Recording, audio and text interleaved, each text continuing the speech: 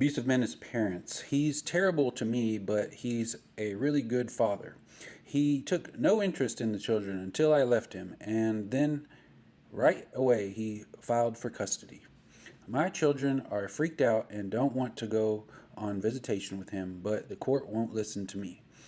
I couldn't manage without him because the children don't listen to me. It's Saturday afternoon, and excitement is high in the Turner family. Randy, who is 11, and his big sister, Alex, 13, are getting ready to go with their parents to a big birthday bash for their twin cousins. Their mother, Helen, is helping them get their presents wrapped and choose what to wear, and periodically intervening to sort out quarrels between the two of them, which seem to erupt every few minutes. Tom, the father, is in the garage trying to fix Randy's dirt bike and is covered with grease. Helen's anxiety is mounting as the hour gets later because Tom is doing nothing about getting ready to leave and keeps saying, "Get off my fucking back. I already told you I'd be ready on time. I can't drop this in the middle." Tensions between Randy and Alex are also escalating, and Randy finally jumps on Alex and starts punching her. Helen hears Alex screaming, goes running in to pull Randy off her, and in the process gets punched twice by Alex herself. Randy yells at her, "You always side with Alex, you bitch," and goes into his room and slams the door. Alex is crying hard and says to her mother, "You have to do something about him. I can't take it anymore. I swear, if he hits me one more time, I'm going to kill him. He's out of control." Helen stays with Alex for a few minutes, then starts to put things into the car. The time to leave has passed. Tom finally comes in from the garage and starts to scrub his hands in a leisurely fashion. He then starts to look at the newspaper, and Helen snaps at him. "What are you doing? We need to go." Tom cuts her with a glare that makes her heart stop and says, "I was just seeing what time the game is on tonight, but since you mention it, maybe I should check out what else might be interesting." Then, with a cold sneer on his face, he takes the newspaper to the couch, puts his up his feet, and begins to peruse the pages in earnest. Helen storms furiously upstairs. 10 minutes later, Tom is still sitting on the couch. Helen calls to him, "We're ready, or already on, or we're already going to be nearly half an hour late. The children are afraid of missing the games." Tom's lip Tom's lips form an icy smile, and he answers, "I guess you should have thought of that before deciding to give me a ration of your shit." Helen yells, "Oh, you asshole." At this point, Randy emerges from his room and starts down the stairs. "I see you're hysterical as usual," he tosses flippantly at his mother as he goes. When he gets downstairs, he sees his father is now nowhere near ready to go, and he looks at the clock. He considers saying something, but thinks better of it. He recognizes the signs of his father's anger, even when they are not outwardly obvious, and he doesn't want to make himself the target. So he goes back upstairs, tells Alex what is happening, and they both go looking for Helen, who is sitting crying on her bed. Alex says urgently, "Come on, Mom, let's just go without Dad. The party's already started. We're missing it." Helen shakes her head no. Alex pleads, "Why not? Why can't we just go?" Helen responds simply, "We're not going without him," not wanting to explain to the children how their father would make her pay if they did. Randy then says, "Please go and apologize to him, Mom. You know that's all he's looking for, and then he'll get up and we can go." Helen's tears stop. Her voice gets a hard edge. "I didn't do anything to him, Randy. Why don't you go ask him to apologize to me? What did I do?" Randy's voice turns condescending, as if his mother is being stupid. "Right, Mom. When has Dad ever apologized for anything? Don't be ridiculous. I guess we can forget going to the party. That's basically what you're saying." Then their father calls from downstairs. Come on, let's get going. He has quietly put away his paper and cleaned himself up. Randy and Alex brighten and run off to grab their things. Helen can barely lift herself to her feet, her feeling psychologically assaulted from all sides. She looks ashen for an hour or more afterward.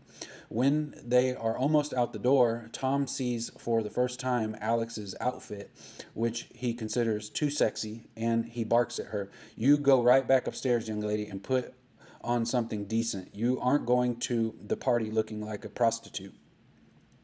Alex is on the verge of tears again because she had been excited about what she was going to wear. But Mom and I picked my clothes out together, she protests, helpless whine in her voice. She said I looked fine. Tom glares at Helen, and his voice lays down the law. If you aren't changed in 2 minutes, we're leaving and you're staying here. Alex runs crying upstairs to throw on a different outfit. In the car, on the way to the party, Tom snaps out of his grumpiness, joking with the children. His humor includes cutting references to Helen's emotional outbursts and over anxiety, which are cleverly funny in their viciousness. The children can't help laughing, although Alex feels resentful toward both parents and guilty toward her mother, even as she giggles. Helen is silent. At the party, Tom acts as if nothing is wrong. Helen makes an excuse about being sick since it is obvious to people that she is not herself. Tom is entertaining to both the adults and the children at the party to the extent of giving each child a twirl around in the yard. Helen can see the impression that Tom makes on people and feels that it would be futile to attempt to describe to anyone what transpired before the party. There are a few unfamiliar people at the party to whom Tom introduces Alex as his girlfriend, which he considers a charming joke. At one point, he comments to some relatives on Alex's appearance, saying, "She's developing into quite an attractive young lady, isn't she?" Alex is nearby and feels humiliated. Tom sees her discomfort and says, "What? Can't you take a compliment?" And there is laughter all around. He then gives her a hug, kisses her on the head, and he tells his amused audience, "She's a great kid." Alex forces a smile. When they get home from the party and the children are upstairs, Helen mentions to Tom that Randy hit Alex again and that afternoon, and that this time he hurt her. Tom responds, "Helen, welcome to the world. Siblings fight, okay?" Or maybe you haven't heard. Maybe that hasn't been on Oprah yet. Alex is 2 years older than Randy, and she's bigger. She loves to really play up being hurt because she knows mommy will come running and feel sorry for her. And it will be big bad Randy who's to blame, while Alex is all innocence. You're so naive. Helen smarts from the series of barbs, but forces herself to answer calmly. I think we should talk to the school psychologist about it and get some suggestions. Tom rises rapidly to his feet, instantly transformed as he had just caught fire. He takes 2 steps toward Helen, pointing his finger and yelling, causing her heart to race. "You get those people in our business and you'll be sorry. You have no fucking idea what you are doing. You should use some damn judgment, you stupid idiot." He stomps out to the garage, turns on the light, and goes back to work on Randy's bike, listening to the game on the radio. He does not come back until after Helen has fallen asleep. Life with an abuser in the home can be as stressful and confusing for the children as it is for their mother. They watch the arguments, they feel the tension. When they hear screaming and name calling, they worry about their parents' feelings. They have visions of the family splitting up. If the abuser is their father or a father figure, the prospect of separation is a dreaded one. If the abuser is physically scary, sometimes punching walls, knocking over chairs, or striking their mother, then a sharper kind of fear grips the children and may preoccupy them even during the calm periods in the home. Following incidents of abuse, they may be racked with guilt, feeling that they either caused their mother to be abused or should have found some way to have prevented it. Witnessing incidents of abuse is just the beginning of what the children endure, however. Abuse sends out shock waves that touch every aspect of family functioning. Hostility creeps into mothers' relationships with their children, and siblings find themselves pitted against one another. Factions form and shift. Children's feelings about each parent can swing to extremes, from times of hating the abuser to periods of idealizing him and blaming the mother for fighting. Mothers struggle to keep their relationships with their children strong in the face of all the wedges driven in by the abuser, and siblings find ways to support one another and offer protection. These wild cross currents make family life turbulent. For simplicity, I refer in this chapter to the abuser as the children's father, but most of the themes I describe can apply equally to a stepfather or a mother's live-in partner. Why abusiveness so often extends to parenting issues. Question 14. What are abusive men like as fathers? Although I have worked with some clients who draw sharp lines around their mistreatment of their partners so that their children neither see the abusive dynamics nor get pulled into them, most abusers exhibit aspects of their abusive mentality in their role as parents. There are various reasons why a man's abusiveness tends to affect his parenting choices, including the following. 1. Each important decision that parents make has an impact on everyone else in the family. Consider, for example, the decision that many parents grapple with concerning whether a 6-year-old is ready to start first grade or should wait a year. Delaying a year may mean another year during which the mother can't work many hours outside the home, which affects the family finances. The child may have to be up and out early to catch the bus, which affects how much sleep the parents get. A younger sibling may suddenly not have the first grader at home as a playmate anymore, and so may be moody and demanding of the attention during the day. How is an abuser likely to respond to this complex picture? He is likely to continue his usual tendency to consider his own judgment superior to his partner's and be selfishly focused on how any changes will affect him, rather than on what works best for the family as a whole. Just because there are children involved, is his entire approach to decision making going to suddenly change? Not likely. 2. At the core of the abusive mindset is the man's view of his partner as a personal possession. And if he sees her as his fiefdom, how likely is he to also see the children as being subject to his ultimate reign? Quite. If he is the children's legal father, he sees them as extensions of himself. Otherwise, he tends to see them as extensions of her. Either way, his mentality of ownership is likely to shape his parental actions. 3. It is next to impossible for the abuser to keep his treatment of his mother a complete secret from the children the way he does with other people, because they are almost always around. So he chooses instead to hook them into the patterns and dynamics of the abuse, manipulating their perceptions to try to win their loyalty. 4. Children are a tempting weapon for an abuser to use against the mother. Nothing inflicts more pain on a caring parent, male or female, than hurting one of his or her children or causing damage to the parent-child relationship. Many abusers sense that they can gain more power by using the children against their parents or their partners than any other method other than most overtly terrorizing assaults or threats. To their destructive mindset, the children are just too tempting a tool of abuse to pass up.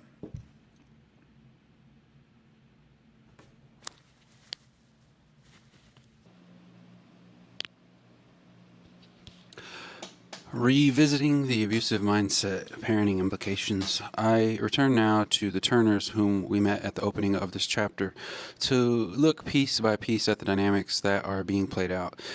The central elements of the abusive mindset act as our guide: control. From observing Tom's behavior, we learn one of his unspoken rules. You do not tell me to hurry up. I get to take as long as I please. If you pressure me, I will punish you by taking a lot longer. Tom is not about to abandon his system of rules and punishments, which are fundamental to an abusive behavior pattern. just because the children are bearing the brunt of it. In fact, he is somewhat pleased that the punishment falls largely on them because he knows that it makes Helen feel even worse. We also see Tom control Alex directly, ruling dictatorially over her clothing and overruling Helen's decision, thereby undermining her parental authority. He also seizes power over a process to which he has contributed nothing. If he wanted the right to have a say in what the children wore, he should have been involved himself in the work of getting the family ready to go. The abuser does not believe, however, that his level of authority over the children should be in any way connected to his actual level of effort or sacrifice on their behalf, or to how much knowledge he actually has about who they are or what is going on in their lives. He considers it his right to make the ultimate determination of what is good for them, even if he doesn't attend to their needs, or even if he only contributes to those aspects of childcare that he enjoys or that make him look like a great dad in public. Like Tom, abusers tend to be authoritarian parents. They may not be involved that much of the time, but when they do step in, it's their way or the highway. My clients defend authoritarian parenting, even though a large collection of psychological studies demonstrates that it's destructive. Children do best when their parents are neither overly strict nor overly permissive, providing firm structure but allowing for dialogue, respectful conflict, and compromise. The abuser's coerciveness thus comes into his treatment of the children and his behavior regarding the children, including his bullying of decisions in which the mother should have an equal voice. Entitlement. Tom doesn't accept that a couple's choice to have children requires major lifestyle changes and sacrifices. He'll work on Randy's dirt bike because he enjoys it, but whatever else needs to be done for the children is not his problem. Yet at the party, he goes to great lengths to present himself as Mr. Dad because he likes the image and status of fatherhood. The selfishness and self-centeredness that his entitlement produces cause role reversal in his relationship with his children, in that he considers it their responsibility to meet his needs. Tom behaves flirtatiously with his teenage daughter at the birthday party, introducing her as his quote girlfriend, commenting obliquely on her sexual development, and kissing her in the midst of her embarrassment. The discomfort he causes Alex is obvious, but he can't be bothered to pay attention to that fact. He meets his own needs through the fantasy of having an attractive young partner while simultaneously taking pride as a parent in her attractiveness. Children of abusers often find their father's attention and approval hard to come by. This scarcity has the effect of increasing his value in their eyes, as any attention from him feels special and exciting. Ironically, their mother can come to seem less important to them because they know they can count on her.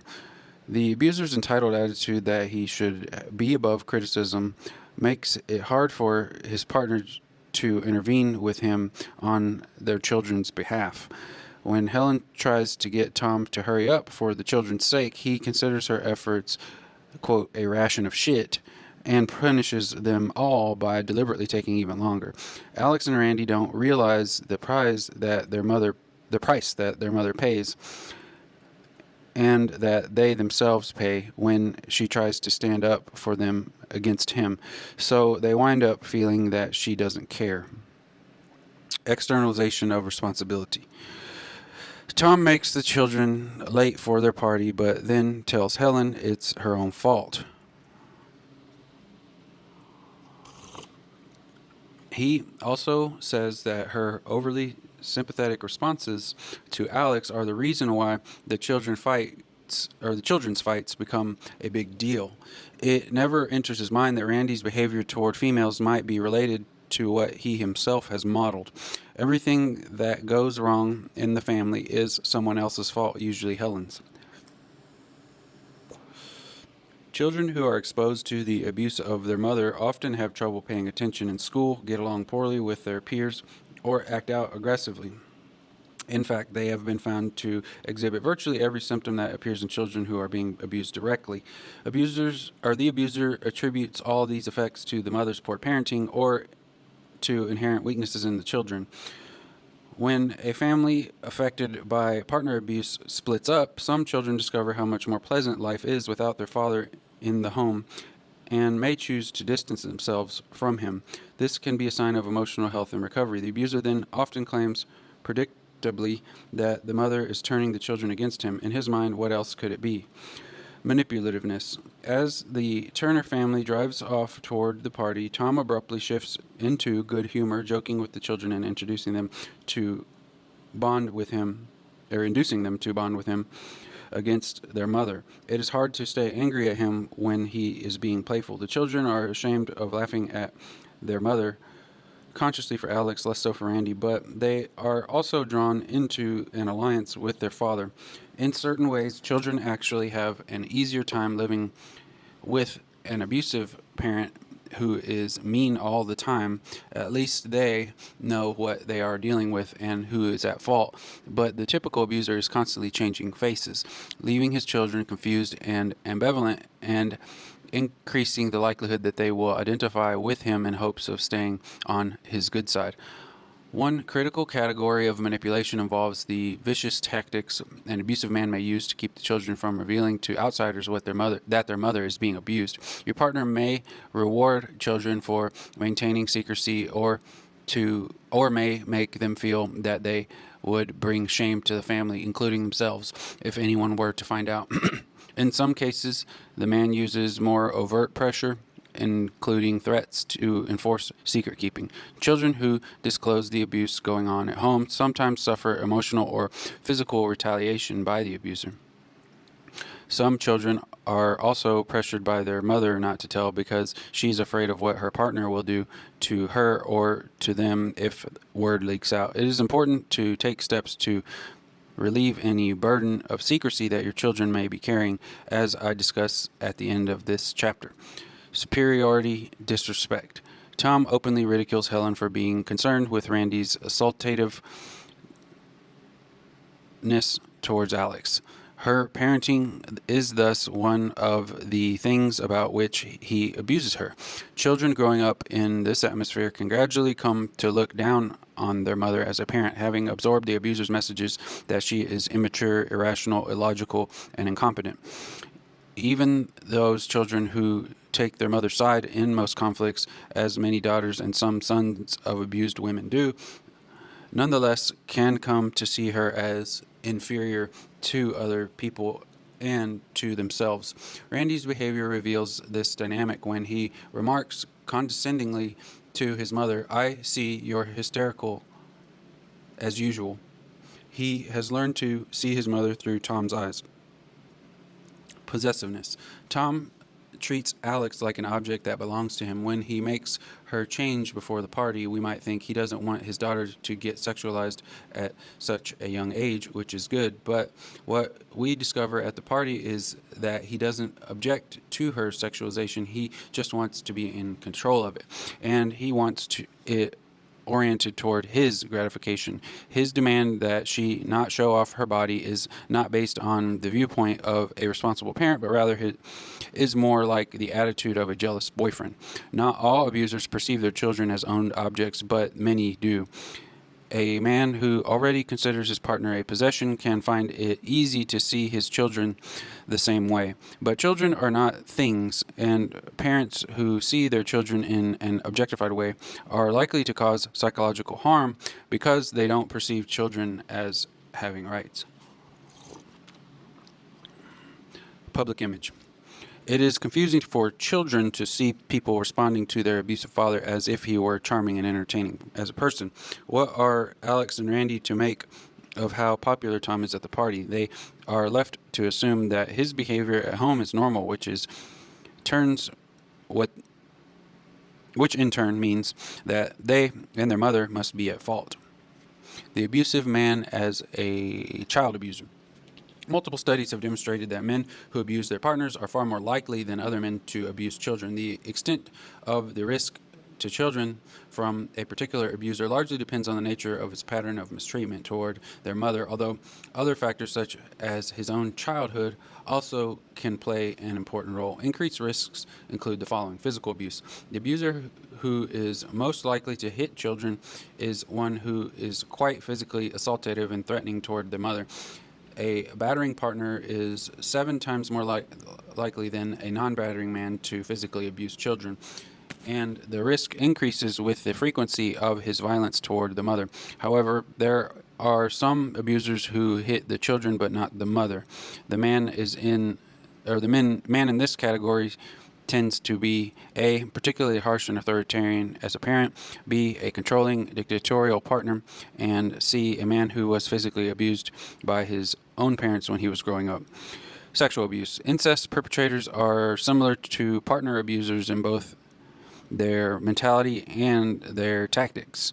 They tend to be highly entitled, self-centered, and manipulative men who use children to meet their own emotional needs. Like Tom, they are often controlling toward their daughters or sons and view them as owned objects, and tend to use seduction and sweetness to lure their victims in.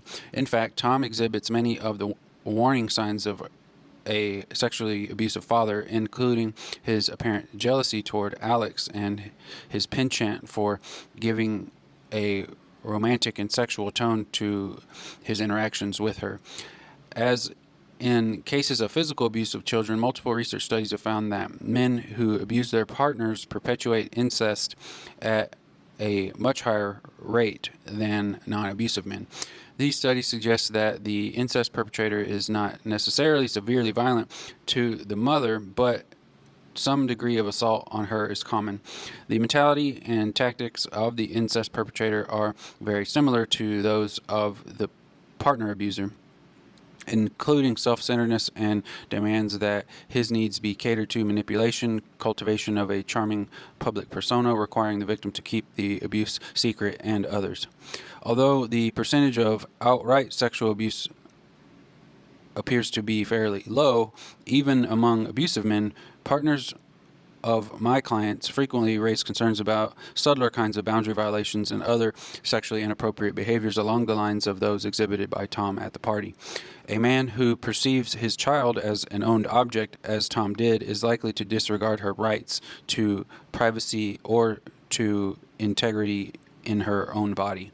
Boys are at some risk of being violated by abusive men as well, although most incest perpetrators choose to offend against a girl if one is available. Boys appear to be at particular risk when they are very young, while the vulnerability of girls remains steady and may even increase during adolescence.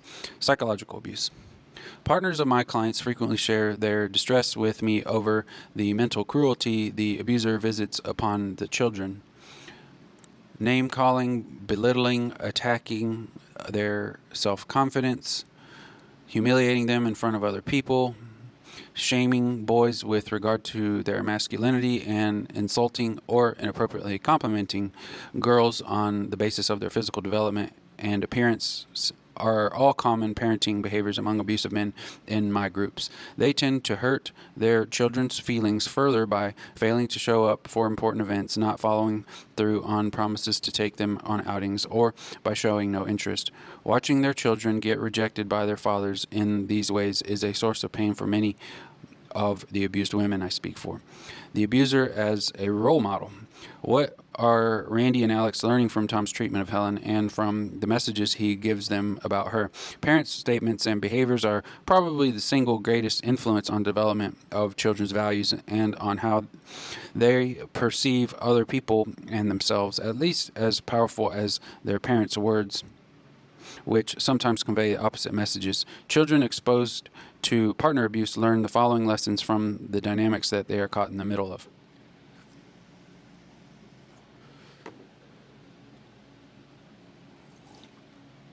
The target of abuse is at fault, not the abuser.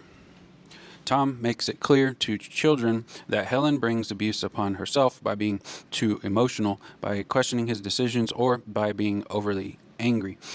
Randy, and perhaps Alex as well, is likely to exhibit problems in how he reacts or how he treats other people because he has been taught how to blame others, especially females, for his actions. Alex may believe that other people, especially males, have the right to mistreat her and that it is their own fault if they do. Satisfaction in life comes through controlling, manipulating others. Tom's behavior communicates to his children that behaving power that having power over other people is a desirable goal. The possibility that sharing, equality, cooperation, and mutual respect can lead to a fulfilling life may be beyond their conceptual reach. When the sons of abusers reach adolescence, for example, they commonly begin manipulating girls into relationships that are sexually or emotionally exploitative. They may lack empathy for their victims, having been conditioned by their fathers to shut themselves off to caring about the feelings of females. Boys and men should be in control, and females should submit to that control. Unless they can find strong counterexamples among their friends or relatives, Alex and Randy run the risk of internalizing a rigid, abuse prone view that women and men inherently are. Children's parents are their first and most important source of sexual definition and identification. Women are weak and incompetent and illogical. Tom is teaching his children, whether intentionally or not, to perceive women in the same degrading light that he casts on Helen. He reinforces these messages by treating Alex disrespectfully in public. Daughters of abusive men often have profound self-esteem problems. Why wouldn't they? Look at what the abuser is teaching them about how valuable and worthy of respect females are. Sons of abusive men, in turn, tend to be disparaging of and superior to girls and women, especially when boys become old enough to begin dating.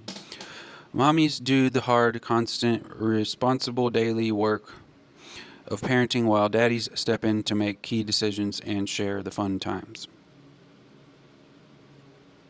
Alex and Randy are led to regard their mother as the brawn of the family operation and their father as the brains. They associate Helen with routine and structure, whereas they connect Tom with times that are special and exciting. Despite how grumpy he often is, Dad still comes out seeming like the fun parent. They notice how entertaining he is at the party, for example, while their mother is sullen and withdrawn.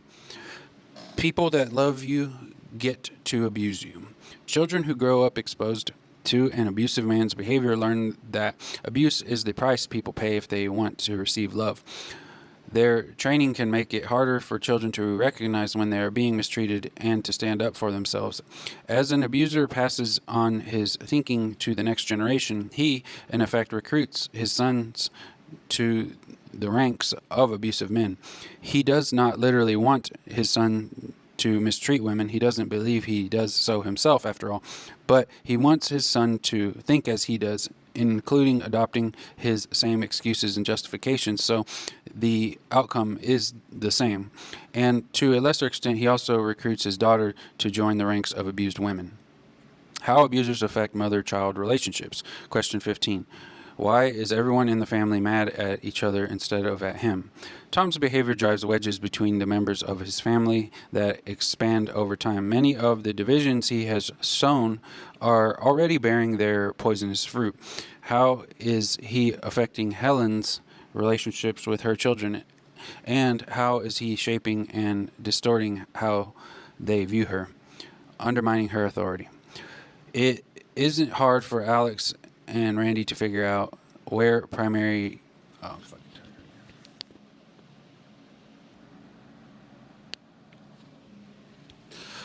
undermining her authority. It isn't hard for Alex and Randy to figure out where the primary parental authority is vested in their family because they see that Helen's decisions can be overruled.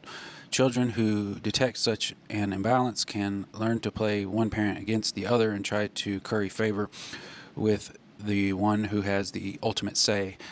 They also learn to defy the authority of the abused parent.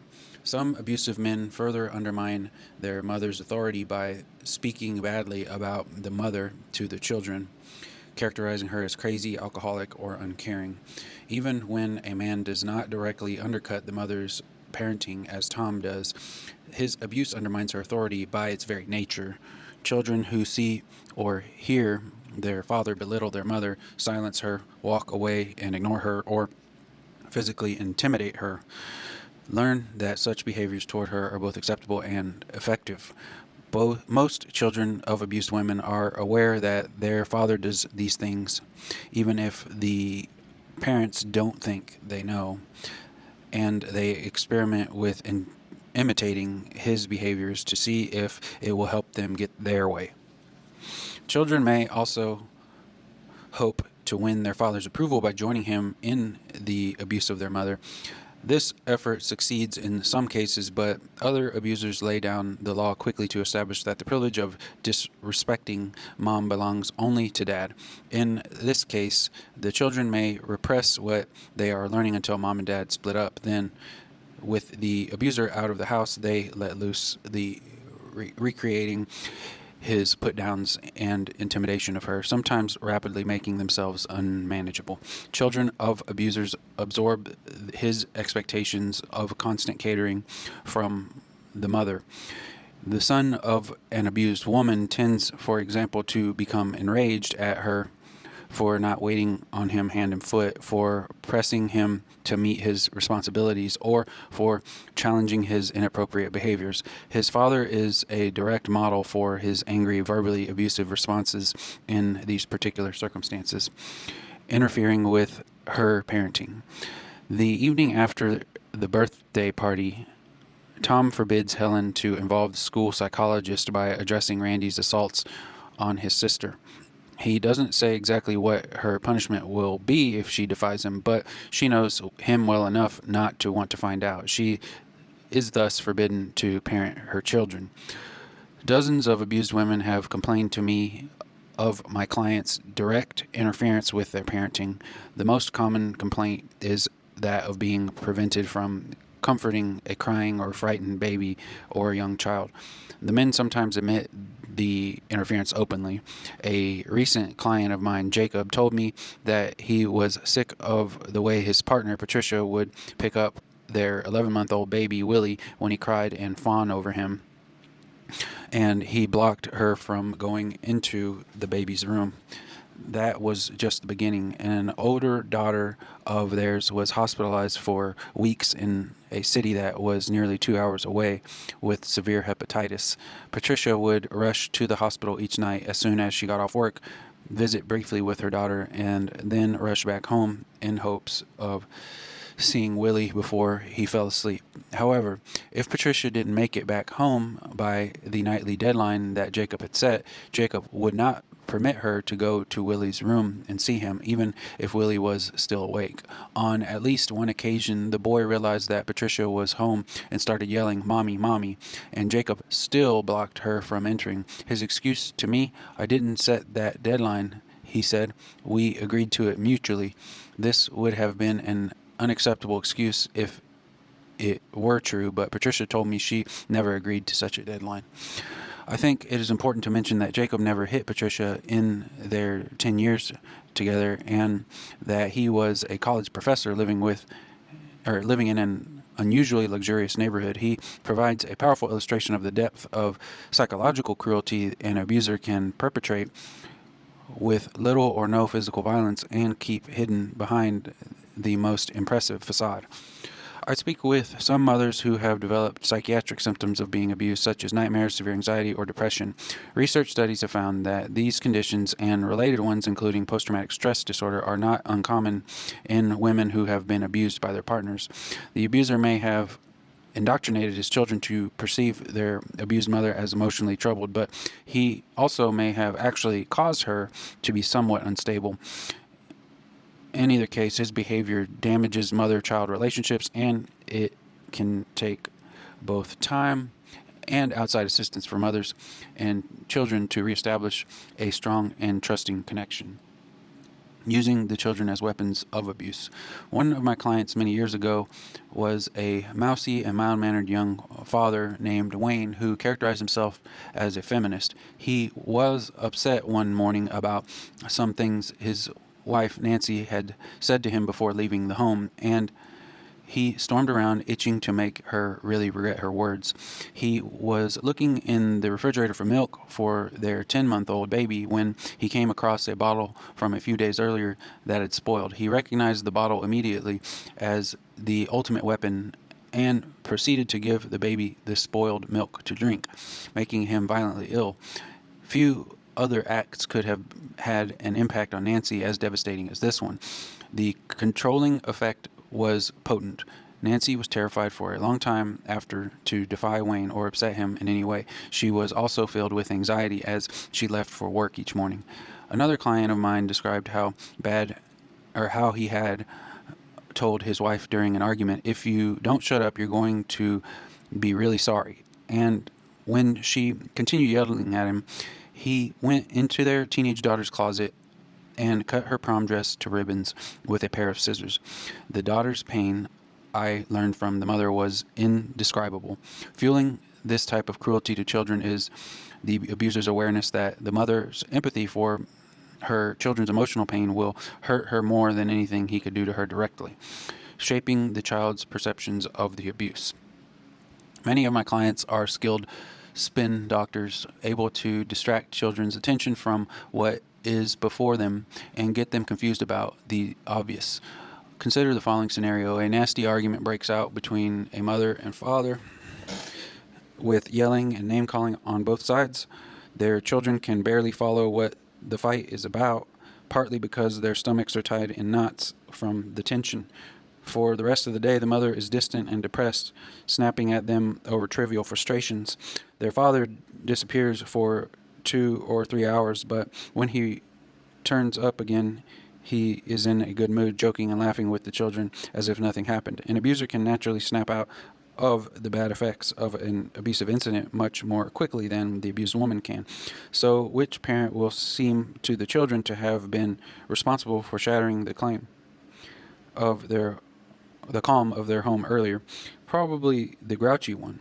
It is therefore not surprising that abusers are sometimes able to reverse their children's perception so that they see mom as the volatile or unreasonable one despite the abuse they witness.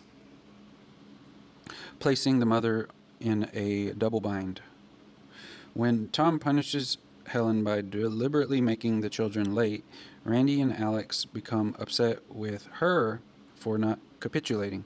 They feel that if she would just cater to their father and manage his emotions, they would get what they need. So they see her as the one who is hurting them. They know it's out of the question for him to do anything different.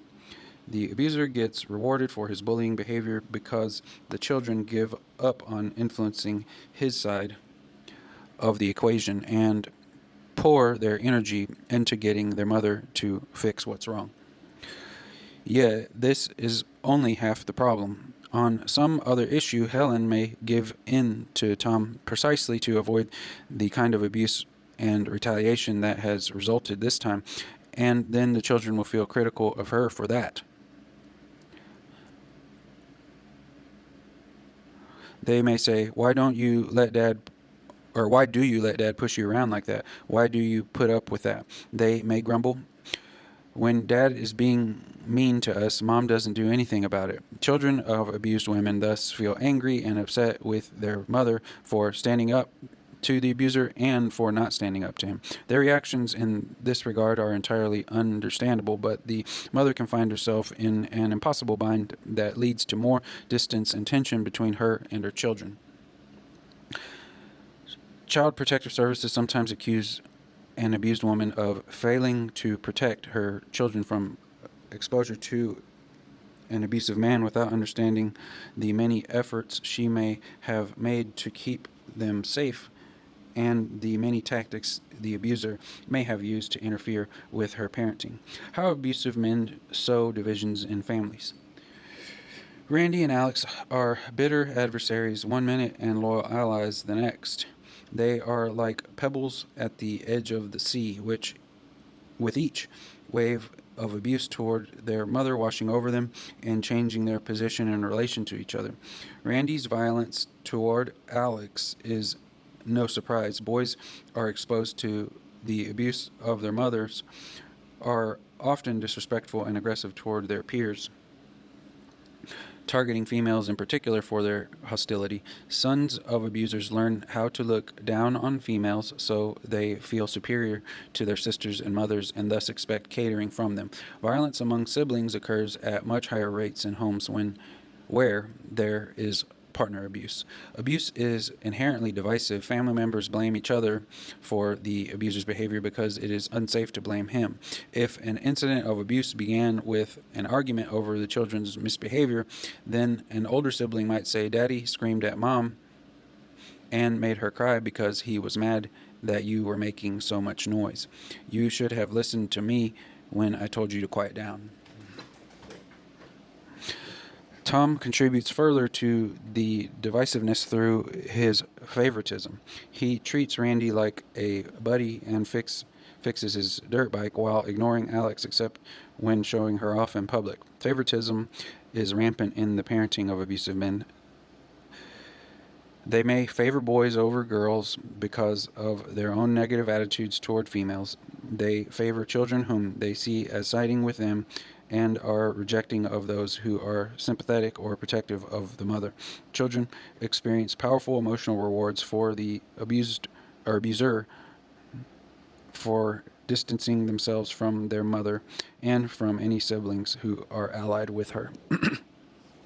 My clients exhibit a range of other divisive tactics, including openly shaming children, especially boys, for being close to their mother, telling family members lies about each other, and making children feel like members of a special superior club when they are part of his team. Finally, they use collective punishment, requiring all children to pay a price for one child's behavior, which can be devastating in its ability to turn children against each other. Why does an abuser sow divisions in these ways? One reason is that his power is decreased if the family remains unified. I have had a number of clients whose partners and children have consistently supported each other, and the client is always bitter about it, griping, "They're always turned against me," or even more commonly, "She's brainwashed the children to be on her side." Many abusers take steps to avoid this outcome, using the principle of divide and conquer. If people in the family are busy fighting with each other's, attention is divided from the man's cruelty and control. Resilience in mother, child, and sibling relationships. Almost miraculously, some family members of abusers manage to stay close to each other and unified. Several factors play a role in helping family relationships rebound from the effects of abusive behavior and grow strong. 1. Access to good information about abuse. When a mother receives assistance from a program for abused women, for example, she has an easier time unraveling the convoluted dynamics of abuse and then can assist her children to achieve greater clarity. It also helps her not blame her children for how they've been affected by the abuse. Access to children's services. Many programs for abused women now offer free counseling for their children as well, and specialized counseling for children who have witnessed abuse is sometimes available through other sources such as hospitals or mental health centers. Family relationships benefit greatly when children get an opportunity to work through some of the dynamics we have been examining. 3. Safety from the abuser. Family members are more likely to stay by each other if their community stays by them, helping them to either leave the abuser or demand that he change. For the violent abuser, the police and courts can play a critical role in supporting the family, or they can drop the ball. The actions taken by family and juvenile courts can also be pivotal in protecting children from the effects of an abuser's behavior. 4. Access to supportive community resources. I have observed, for example, that children tend to do better simply by having the good fortune to live in a neighborhood where there are plenty of children to play with. If children have the opportunity to participate in sports, drama, or other activities that give them pleasure and help them feel good about themselves, they are less likely to channel their distress into hurting other siblings and their mother. Adults outside the family who devote attention to the children and engage them in activities can help them unhook themselves psychologically from the abuser, even without any direct mention of the abuse. Support for the mother is as important as support for the children. Seek out a trustworthy friend or relative and take the leap of talking about how you are being mistreated in your relationship. Breaking your isolation is critical to healing both you and your children. 5. A mother who works hard at her parenting and gets help with it. It is important for an abused mother to get community support and not to try to be a superhero. At the same time, there are several steps you can take. Try as hard as you can not to take your rage and frustration out on your children. Look for books or lectures about parenting and discipline strategies. Seek support for your parenting from friends and relatives, and try to be open to suggestions or constructive criticism from others. These are all extraordinary challenges for an abused mother. No one should blame you if you can't do all these things, especially all at once. But I find that many abused women discover ways to be best mothers they can under the circumstances, and their children feel the differences in the long run. 6. An abuser who is a poor manipulator. Some abusive men simply aren't as clever or persuasive in shaping the children's outlook, and with the result that the children don't become as confused and ambivalent and cast less blame on their mothers, their siblings, and themselves. How children look at their abusive fathers. In the children's eyes, the abuser is simultaneously hated and revered. They resent his bullying and selfishness, but are attracted to his charm and power. They soak up the delicious moments when he is kind and attentive, partly because they may be so few. They may have an active fantasy life about getting big enough to stand up to him, and often dream of hurting him. If he is depressed or alcoholic, they worry about him. They observe that when their father is happy, peace reigns in the family, and that when he is unhappy, he makes everyone else miserable too. So they invest themselves in keeping him content.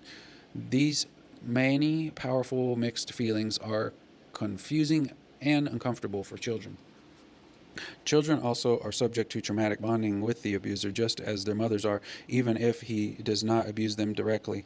When child protective workers or custody evaluators assess family in which there is partner abuse, they commonly conclude that the children are highly bonded to their father, as I find in their written reports, without examining whether or not that attachment is a result of trauma and manipulation rather than extensive positive time spent together.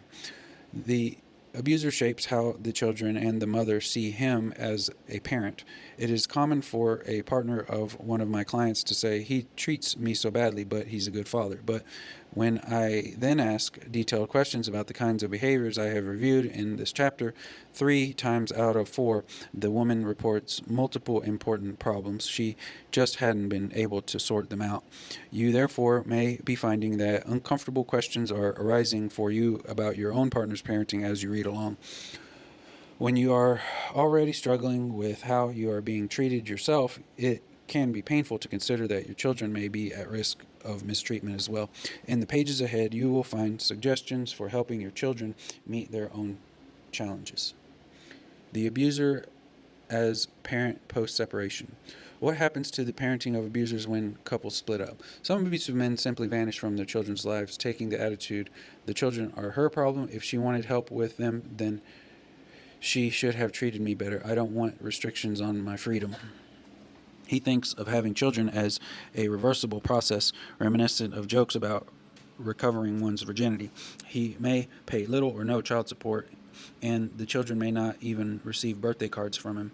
Children may actually fare better in the long term from having the abuser drop out of their lives rather than having him continue to his manipulations and divisiveness for years. But these are both poor choices. When an abusive father disappears, children feel rejected and abandoned. In one of my current cases, the child keeps insisting that the reason for the disappearance of the father is because he didn't like me. Although the mother tells him that it isn't so. Depending on their neighborhood or community, Children also may suffer from the stigma of having a father who ran off. When abusive fathers stay involved, a different set of problems typically arises. First, the mother is generally the one who ended the relationship. The abusers do not take well to being left. They may use the children as weapons to retaliate against the mother or as pawns to try to get her back. I had a client named Nate, for example, who moved into an apartment when he and his wife separated and kept his new place as dingy and depressing as possible. He threw a bare mattress on the floor, put no pictures on the walls or rugs on the floors, and acquired little other furniture, although he could have afforded to make the place look decent. When the children came to visit him on weekends, they were shocked by his living conditions. He cried in front of them about how much he missed them and their mother and how bad it felt to be alone and outside of the family. He dressed sloppily, barely combed his hair, and rarely shaved, giving himself a pathetic mien. The children were crushed and could think of nothing other than their father's pain and loneliness. Naturally, they began to pressure their mother to let him come back home. Children can be used even more directly as weapons. A partner of one of my clients told me that she had left him about a year earlier, but then got back together with him because he told me if I didn't let him back in the house, he was going to sexually abuse our daughter. She had not reported this threat to the family court because she assumed she would not be believed. Family courts are widely reputed to treat women's sexual abuse allegations with strong disbelief. Abused women have reported to me countless ways in which their ex-partners try to hurt or control them through the children, including pumping them for information about their mother's life, especially about new partners, returning them from visits dirty, unfed, or sleep deprived, discussing with them the possibility of coming to live with him instead, continuing to drive wedges between them and their mother, undermining her authority by making his house a place where there are no rules or limits, permitting the children to eat whatever junk food they want, watch movies that are inappropriately violent or sexual, and ignore their homework so that they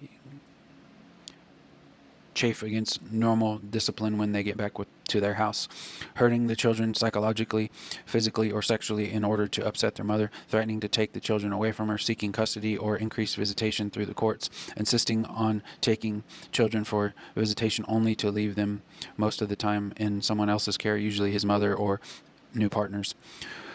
Why he uses the children as weapons post-separation. What is going on in the abuser's mind as he hurts his ex-partner through the children? 1. He wants her to fail. The last thing an abuser wants is for his partner to thrive after they split up, since that would prove he was the problem. So he tries to make her parenting life as difficult as possible so that her life will stay stuck. She ends up feeling like she was never really permitted to leave him, feelings his presence around her at all the time through his maneuvers involving the children. Many abusers cause more damage to mother-child relationship after separation than they did before. 2. He is losing most of his other avenues for getting at her. Separation means that the abuser doesn't get his daily opportunity to control the woman and cut her down. He may still be able to get at her through various financial dealings, and he can stalk or assault her if he is willing to risk arrest, but children become one of his only vehicles to keep a hook into her for the long term. 3. He considers the children his personal possessions. While the abuser may believe that the work of raising children is the partner's responsibility, he assigns the rights regarding them to himself. He feels outraged post-separation that he is losing control not only of his ex-partner but of the children as well. This ownership mentality was illustrated neatly by a client of mine who went to court seeking sole legal custody but requiring that the mother retain physical custody. In other words, he wanted her to look after the child, but the right to make decisions would be his. Fortunately, his request was denied. An abusive father may go ballistic if his ex-partner begins a new relationship because, as clients often say to me, I don't want another man around my children. In my experience, abused women often get involved with someone with a more respectful man on the next go around because their painful experiences taught them some signs of abuse to watch out for. Her children may then gravitate to the new man as if toward a magnet, thrilled to discover that they can get caring and appropriate male attention, a situation to which the abusive man may have a hostile reaction. For his perceptions of his ex-partner are highly distorted. Many of my clients genuinely believe that they are doing what is best for their children by driving them away from their mother because they have swallowed their own propaganda about how bad she is. An abuser strives to prove that his ex-partner is a poor mother by pointing to symptoms that are actually the effects of his cruelty that is had on her depression, her emotional volatility, her difficulty managing the children's disrespect for her. He feels that he needs to save them from her, a stark and disturbing distortion. Do all abusers harm their children emotionally post-separation? Fortunately not. I have worked with abusers who have substantially more compassion for the children than they have for their partners, and who do not use them as weapons post-separation. These men tend to be the ones who behaved most responsibly toward the children prior to separation. The divorced or separated abuser who is kind to children, cares for them responsibly, and does not try to damage their relationships with their mother is a man who was also operating this way while the couple was together. He generally didn't degrade her right in front of the children and didn't abuse her during a pregnancy. He is usually less selfish and self-centered than the average abuser. The parenting of abusive men rarely improves post-separation, unlike that of some non-abusive fathers. I have had clients who put on a big show, being nicer to their children and spending more time with them because they were seeking custody or because they were trying to turn children against their mother. These are not genuine improvements in parenting.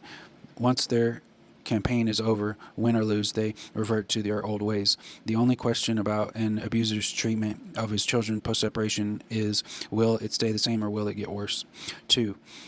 The ones who are not intent upon settling old scores. If he is willing to move on with life without having to punish you or get back together with you, the picture for the children can brighten somewhat. 3. The ones who do not use the legal system to pursue custody or increased visitation. For a variety of reasons, many abusive men do not choose to use family courts as a venue for taking power over the woman and her children.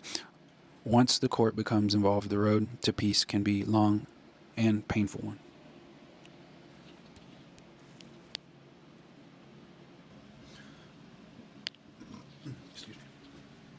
The abuser in family court. I have frequently served as a custody evaluator or guardian ad litem. A custody evaluator is appointed by a court to investigate the children's circumstances in cases of divorce or separation, to make recommendations to the judge regarding custody and visitation. In my first case of this kind several years ago, a man named Kent was seeking to win custody of his 3-year-old daughter from his ex-partner Renee. Kent was in the military, so he did not have flex time options. He told me that if he gained custody, his parenting plan was to put Tracy in daycare 40 hours a week. Tracy was currently in the full-time care of her mother. Kent was not critical of Renee's parenting. He said simply that he wanted Tracy to live with him because he could care for her even better. More important, he was offering to allow Renee liberal visitation, whereas Renee was restricting his contact with Tracy to a set schedule. That way, Tracy could have both parents, he said. Kent informed me with audible outrage that Renee was accusing him of having been abusive, but she has never provided one shred of evidence of her laughable allegations, he went on in response to my detailed questions to describe 13 different occasions on which he had physically assaulted Renee, including repeated incidents of pushing her down, and one time when he kneed her so hard in the pelvic area that she got a large dark bruise. He claimed never to have punched or slapped her. Apparently this is why he considered her reports of abuse such a joke. That isn't all. Kent went on to tell me that he had participated only minimally in Tracy's care during her first year of life, not dramatically more during the subsequent 2 years. Most abusers in custody disputes are craftier than Kent was. His entitlement was so severe that he didn't think I would see anything wrong with this picture. Why did Kent want to take a little girl out of full-time care? Or out of the full-time care of a competent mother in order to put her in full-time daycare? I was forced to conclude that he craved power over Renee, wanted contact with her, and saw winning custody as the way to put the cards back in his hands. Unfortunately, few custody evaluators or judges understand the nature of an abusive man's problem. If they find him likable, they assume the abuse allegations must be greatly exaggerated. And once they adopt that stance, it can become extraordinarily difficult to get them to listen carefully to what has gone on or to investigate the evidence. The world of family court, where legal struggles over custody and visitation take place, is a nightmare in the lives of many thousands of abused women across the United States and Canada. A woman who has overcome so many obstacles to finally free herself from abuse can suddenly find herself jerked back into the abuser's grip because he is the legal father of her children and chooses to continue his abuse through the legal system. The typical abusive man enters the court with self-assurance, assuming that the court personnel will be malleable in his charming and manipulative hands. He typically tells lies chronically and comfortably. He looks and acts nothing like the social stereotype of an abuser and plays on the prevailing myths and prejudices concerning abuse. Imagine how Tom, the father in the scenario that opened this chapter, would appear in the courthouse. Would anyone believe that he could be an abuser? The abuser's tactics in custody disputes. Here are just a few of the strategies an abuser tends to use in custody and visitation disputes. Taking advantage of his financial position. Most men are in better economic position than their ex-partners for at least the first few years following separation. This imbalance is greater for abusers because they may control and manipulate the finances while the couple is together, and sometimes make dramatic attempts to destroy their partner economically as the relationship dissolves. An abuser can often afford to spend a great deal more than the woman on legal expenses, or he can get himself into a nice house to sway both the children and the custody evaluator. He may be able to completely ruin his ex-partner's financial position by dragging her back into court over and over again.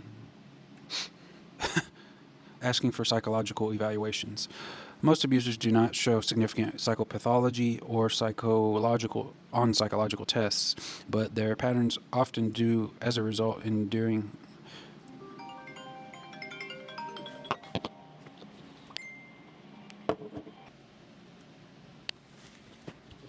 asking for psychological evaluations. Most abusers do not show significant psychopathology on psychological tests, but their partners often do as a result of enduring years of abuse. The evaluating psychologist may report that the woman is depressed, hysterical, or vindictive. Few evaluators take the abused woman's actual past experience or current circumstances into account. If she reports that she is being followed, for example, because the abuser is stalking her, she's likely to be labeled paranoid and her reports of abuse discredited on that basis. A psychologist's report on the abusive man may be based on a related set of misconceptions. I have read several evaluations that state that the man is unlikely to have perpetrated the reported acts of abuse because he is not mentally ill or because he doesn't show signs of aggressiveness in the evaluator's office. On this erroneous basis, most abusive men would be declared to be the victims of false accusations. Unfortunately, many psychologists who take court appointments have been slow to accept that their standard array of theories and tests can lead to serious errors when applied to domestic abuse cases. Playing the role of peacemaker. A great number of my clients use a routine that goes like this. There was a lot of fighting and bad feelings in our relationship, and I can understand that she is bitter about some things, but we need to put all that behind us for the good of the children. She is so focused on getting revenge against me that she's forgetting about the children's needs. That's why I'm asking for joint custody, so that the children would get lots of time with each of us, while she's asking for me to have only every other Saturday. This piece of acting seeks to take advantage of the myth that women are more vindictive than men when relationships end. In the case of abuse, however, the reality is very much the opposite, and that men are frequently victims of false accusations of abuse by women who want to keep them away from their children.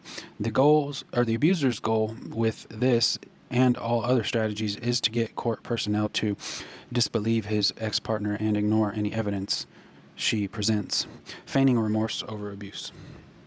A surprising number of judges and custody evaluators consider a man's abuse of his partner irrelevant to custody and visitation decisions. They are either unaware or uninterested in the role that an abusive man plays as a role model for his children, the damage he can do to mother-child relationships, and the way that he uses the children as weapons. So if an abuser says he regrets his verbal or physical assaults on the mother, that can be enough to manipulate court personnel into saying, let's leave all that in the past. Confusing the court with cross accusations. Most of my clients can lie persuasively with soulful facial expressions, good eye contact, and colorful details. Court personnel have trouble believing that such a pleasant-seeming man could simply be inventing most or all of his accusations against the abused woman.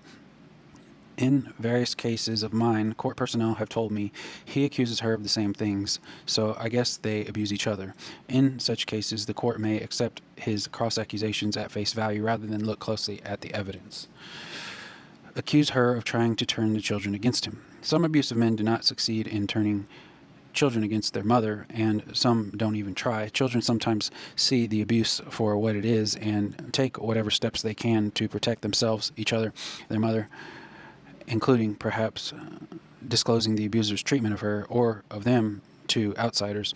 The abusive man's typical response to this claim is to claim that the mother is turning the children against him. Some prominent psychologists have unfortunately contributed through their writings to the myth that it is unhealthy for children to distance themselves from an abusive father, and that the mother is probably the cause of their desire to do so. Family courts tend to be unaware of how important it is to children not to be exposed to the negative role modeling of their abusive father and to his hostility and contempt toward their mother. Regrettably, a growing number of abusive men succeed in using such claims as of parental alienation to win custody or ample unsupervised visitation, even in cases where there is extensive evidence that the man has abused not only the mother but the children as well. The reality is that a mother who attempts to restrict her children's contact with the man who abused her is generally acting as an appropriate protective parent.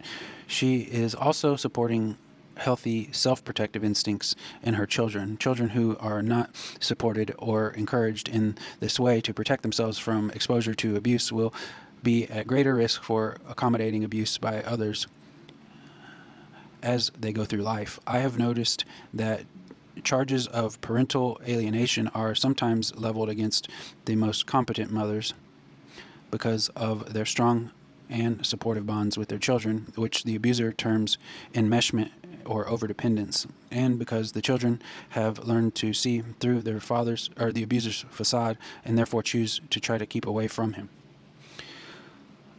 Appealing to popular misconceptions. Several misleading arguments appear repeatedly in statements that abusers make during family court litigation. First is the claim that fathers are widely discriminated against by family courts in custody disputes.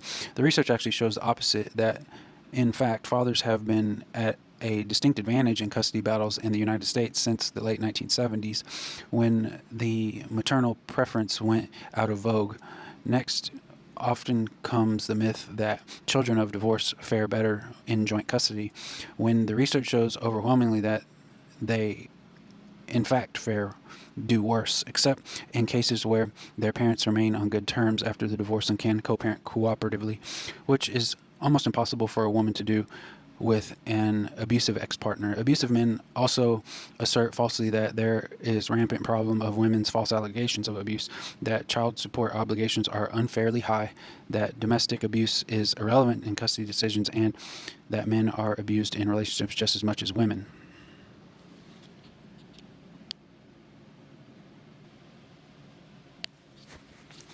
The success of these strategies relies heavily on the ignorance and sometimes gender bias of court personnel regarding women who disclose histories of partner abuse, and on their stereotypes regarding men who are, quote, just not the type to be abusers. Prejudicial attitudes often take the place of careful investigation and consideration of the evidence. Unfortunately, family courts have generally not made the kinds of progress in recognizing and responding to domestic abuse that many other social institutions, such as police and criminal courts, have, though serious work remains to be done in those arenas as well, as we see in Chapter 12. Mixed social messages about abused mothers. What should a mother's role be in protecting her child from exposure to their father's abusiveness? Abused women can get caught in the profound societal ambivalence that exists regarding this question. While couples are together, professionals and other community members are highly critical of a mother who continues to live with an abusive man. They say things to her such as, "You are choosing your partner over your children," or, quote, "You must not care about what things are like for them." Child protection officials sometimes threaten to take a mother's children away from her for, quote, failure to protect, if she won't leave a man who is abusing her. If she believes that the man has the potential to change, they are likely to say she is, quote, in denial or, quote, unrealistic for harboring such fantasies. These critics ignore the huge challenges she faces as a parent and how difficult it is to leave an abuser. But when an abused mother does break up the relationship, society tends to do an abrupt about face. Suddenly she hears from court officials and from other people, "Well, maybe he has abused you, but that's no reason to keep the children away from him. He's their father after all. Don't you think your own resentments are clouding your judgment about your children? Don't you believe that people ever change? Why don't you give him the benefit of the doubt?"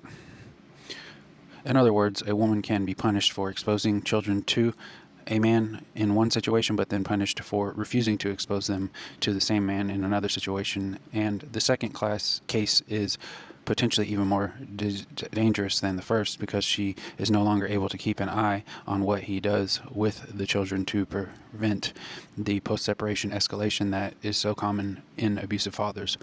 Abusive mothers are typically required by family courts across the United States and Canada to send their children to unsupervised visitation or into custody with their abusive fathers. When the children then begin to show predictable symptoms such as school behavior and attention problems, sleep disorders, unwillingness to respect their mother's authority, or emotional deterioration, court personnel and court-appointed evaluators commonly declare that these are normal reactions to divorce, or that the children are actually responding to their mother's emotions rather than to their own. I have been involved in several cases where the abuser has physically or sexually abused the children in addition to abusing the mother, and the court still forced the mother to allow visitation with no professional supervision.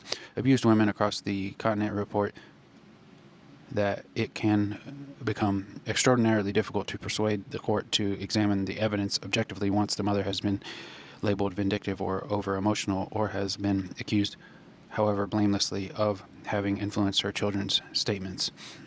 The treatment that protective mothers so often receive at the hands of family courts is among the most shameful secrets of modern jurisprudence.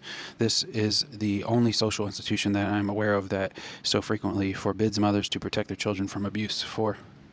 Fortunately, over the past few years, women and men, including many non-abusive fathers across the United States and Canada, have been waking up to the severity of this problem, and with the result that there are multiple initiatives currently in motion to demand family court reform.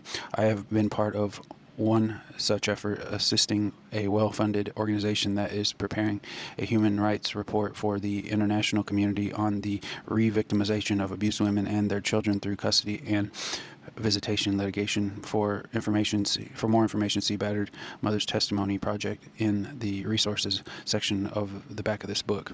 Preparing for custody battles just in case. If you have not experienced custody litigation, or at least not yet, please bear the following points in mind. It is important to keep records of your partner's abusive behaviors towards you or the children. If he writes scary or twisted letters to you, keep them. If your friends or neighbors see him mistreat you or the children, ask them to describe in writing what they witnessed. If you have ever called the police, try to get a record of the call, whether they came or not. If he leaves abusive or threatening messages on your answering machine, keep a copy on tape. Seek legal representation if you can possibly afford it. If you have no resources, apply for legal services attorney. In choosing an attorney, try to find one who is experienced in domestic abuse and who treats abused women with patience and respect. The fact that a lawyer is well known does not mean that he or she necessarily understands issues involved in disputing custody or visitation with an abuser. Move cautiously. Avoid abruptly denying him visitation. For example, even if you have concerns about your children are being affected, courts can be quick to accuse women of trying to cut the children's father out of their lives, even if she has a good reason to be worried. Involve your children with the therapist if you can find a good one in your community. It is important to have professionals involved so that you are not the only one reporting the distress that your children's relationship with their father is causing them. In situations where it is just your word against his, he may be able to charm court personnel with skillfully lying and winning manner. If one of your children discloses to you sexual abuse by their father, which is an extraordinarily upsetting experience, it is especially important that you approach the court and your local child protection agency with as calm an appearance as you possibly can. If you get labeled as a hysterical about sexual abuse, no matter how justified your reactions, your reports may be discredited. If you are in this situation, read excellent book, A Mother's Nightmare, Incest, listed in resources for further guidance on managing the legal system. Most abused women do succeed in keeping custody of their children, but you better plan. The better you plan, the more likely you are to avoid a horrible surprise. For a free packet of information for abused women and their attorney regarding custody and visitation litigation, call the Resource Center on Domestic Violence, Child Protection, Custody at this phone number. The subject of abusive men as parents, including their behavior in custody and visitation disputes, is a complex one. I have only touched the surface here. Readers who wish to pursue a more in-depth discussion would see my book, The Batterer as a Parent, Addressing the Impact of Domestic Violence on Family Dynamics, written by Dr. J. Silverman, which addresses the full range of issues touched on in this chapter. Although that book focuses on the physically violent abuser, you will find that most of what we say applies to psychologically abusive men as well.